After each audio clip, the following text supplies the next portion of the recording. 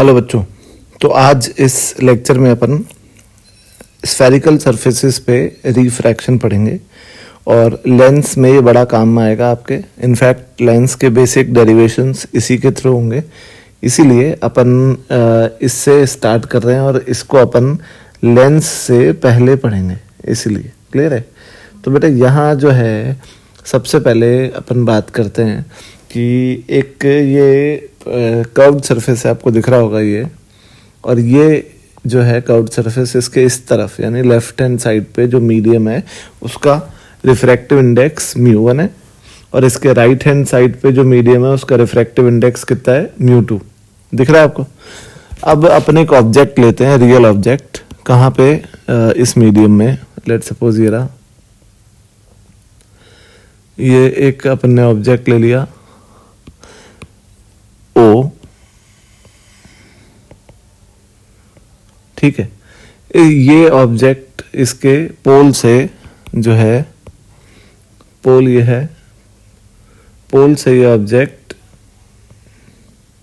जिस डिस्टेंस पे है उसको हम बोलते हैं U, उस डिस्टेंस को हम बोलते हैं U। क्लियर है? ये पोल है, इसका रेडियस ऑफ कर्वेचर R है, और इस ऑब्जेक्ट से एक इंसिडेंट रे जा रही है, आप देख सकते हो, और यहां गिरती है, इस पॉइंट पे गिरती है। तो इस पॉइंट पे अगर मैं नॉर्मल बनाऊं,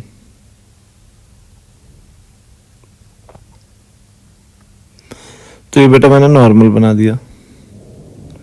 तो बताओ नॉर्मल कहां पे मिलेगा? नॉर्मल मिलता है C पे। इस कर्व्ड सरफेस का कुछ सेंटर भी तो होगा ना, C, वहां मिल गया। तो जो ये एंगल है नॉर्मल और इंसिडेंट रे के बीच का, ये एंगल हो गया एंगल ऑफ इंसिडेंस I, और ये पॉइंट हो गया O। अब रे जब दूसरे मीडियम में जा रही है, तो ये जो दूसरा मीडियम है, मैं एक काम करता हूं, मैं थोड़ा इसको कंडीशन को करेक्ट कर देता हूं कि थोड़ा चेंज करते हैं कि μ1 μ2 से बड़ा है। अगर μ1 μ2 से बड़ा है, μ2 छोटा है, तो ये रे अवे फ्रॉम द नॉर्मल मुड़ेगी। तो ये रे मुड़ गई ऐसे, और यहां ये रे यहां मिली, और यहां पे मिलती है, ये जो पॉइंट आपको दिख रहा है, ये पॉइंट, ये हो गया इमेज। और जो इमेज है उसकी डिस्टेंस जो होगी वो होगी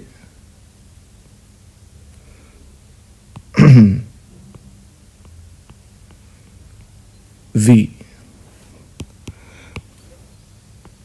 ठीक है, इमेज की डिस्टेंस V। और जो सेंटर ऑफ कर्वेचर की डिस्टेंस है, कहाँ से, पोल से, ये डिस्टेंस हो गई R। क्लियर है बेटा? ये तो अब ये बताओ कि एंगल ऑफ इमरजेंस कितना हुआ? ये हो गया E, या इमरजेंस बोल लो, या बोल लो angle of refraction R। Clear है? ये एंगल हो गया आपका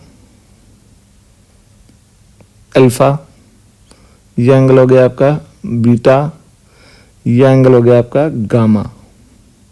और आपने क्या करा, O से एक परपेंडिकुलर ड्रॉ किया यहाँ पे M पे, दिख रहा है? अब ये सारा एनालिसिस जो है ये स्मॉल कर्वेचर्स के लिए वैलिड है, तो लिख देते हैं कि फॉर स्मॉल कर्वेचर्स के लिए जो MP डिस्टेंस है, MP is neglected। MP distance small curvature के लिए नेग्लेक्ट कर सकते हैं। क्लियर है? तो बेटा ये तो मैंने डायग्राम बनाया है।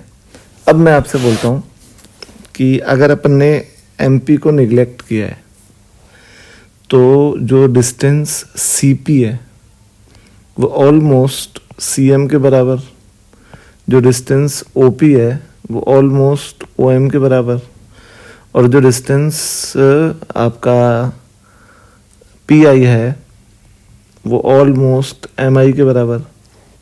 ठीक है, ये यूज़ करेंगे अपन बेटा। तो अब मुझे आप ये बताओ, इन ट्राइंगल ये इसको अपने काम करते हैं, इसको पॉइंट को दूसरा नाम दे देते हैं, इसको नाम दे देते हैं ए। तो स्टार्ट करें डेरिवेशन इसका कि इन ट्राइंगल ओ ए एम या O A C, in triangle O A C gamma exterior angle है, तो गामा किसके बराबर होगा? Alpha plus I. तो आई किसके बराबर हो गया? Gamma minus alpha. First equation. ठीक है बच्चों, अब आ जाओ ट्राइंगल सी ए आई में। इन ट्राइंगल सी ए आई, सी ए आई में आर एक्सटीरियर एंगल है, तो आर किसके बराबर हो गया? Gamma plus beta. ये आपका बन गया सेकंड इक्वेशन। ठीक है, अब जरा बच्चों मेरे को tan अल्फा की वैल्यू बताओ। tan अल्फा एक राइट एंगल ट्राइंगल दिख रहा है आपको, ओ ए एम, इसमें tan अल्फा, तो इसमें हो जाएगा tan alpha A M upon M O. ठीक है, मुझे tan गामा की वैल्यू बताओ। tan gamma triangle C A M में, तो tan गामा हो जाएगा A M upon C M. ठीक है, मुझे tan बीटा की वैल्यू बताओ। tan बीटा की value triangle A M I में हो जाएगा A M upon M I. ठीक है, क्लियर एकदम। अब अगर अपन स्नेल्स लॉ लगाएं,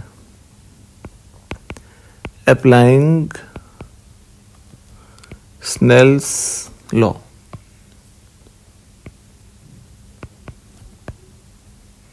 तो स्नेल्स लॉ लगाएं तो इक्वेशन बनेगी mu one sine I is equal to mu two sine R, और फॉर स्मॉल एंगल्स, ये सारा स्मॉल एंगल्स के लिए वैलिड है, tan theta is approximately equal to sine theta. तो mu one tan I is equal to mu two tan R. Clear है? और mu one, और ये थीटा के ही बराबर होता है, लिख सकते हैं आप, म्यू वन आई बराबर म्यू टू आर। ये थर्ड इक्वेशन। अब जो फर्स्ट और सेकंड इक्वेशन से आई और आर आ रहा है वो यहां रख दो। म्यू वन आई की वैल्यू गामा माइनस अल्फा बराबर म्यू टू आर की वैल्यू गामा प्लस बीटा। अब जो tan अल्फा है वो ऑलमोस्ट अल्फा के बराबर, tan गामा ऑलमोस्ट गामा के बराबर, tan बीटा ऑलमोस्ट बीटा के बराबर स्मॉल एंगल्स के लिए। तो वही म्यू वन tan गामा की वैल्यू है A M upon C M. ठीक है, A M upon C M minus tan alpha की वैल्यू है A M upon M O equal to mu two. tan gamma की वैल्यू फिर से बताओ, A M upon M O, ये हो गई आपकी tan गामा की value, A M upon M O. ठीक है, प्लस tan बीटा की वैल्यू बताओ, ए एम अपॉन एम आई।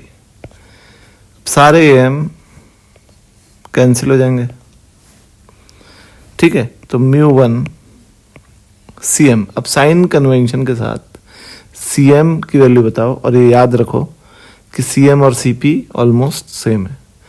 अब आप सोचो कि जो इंसिडेंट रे हैं वो μ1 से μ2 की ओर जा रही है, यानी लेफ्ट से राइट, और जब आप M या P से C की ओर चलते हो डिस्टेंस नापने के लिए, तो आप राइट टू लेफ्ट जा रहे हो, तो अपोजिट जा रहे हो ना, तो जो डिस्टेंस लोगे वो नेगेटिव लोगे, तो -1/r, ठीक है।